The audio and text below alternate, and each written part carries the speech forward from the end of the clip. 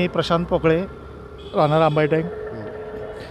आज सारंगसाहेब मागील 10 वर्षापासून इथल्या प्रभागाचं नेतृत्व करतात. सलग 3 वेळा निवडून आलेले नगरसेवक आहेत. त्यांच्या संयुक्त उपनगर शिवजयंतीच्या मार्फत उपनगरातर्फे कोल्हापूर महानगरपालिकेला आज 8 ते 10 वर्षात कमीत कमी 20 ते 25 लाख शेणीदानाचा उपक्रम केलेला आहे.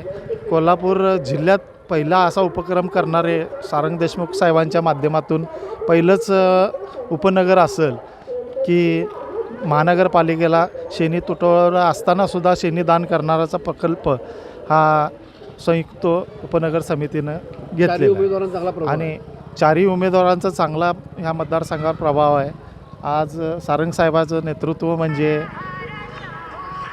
कुणालाही न सांगणार काय किंवा कोणी सर्वसामान्य माणूस मान्य करणाऱ्यातलं नेतृत्व आहे. त्यामुळे सारंगसाहेब एकतर्फी विजय मिळवतील यात काय शंकाच नाही.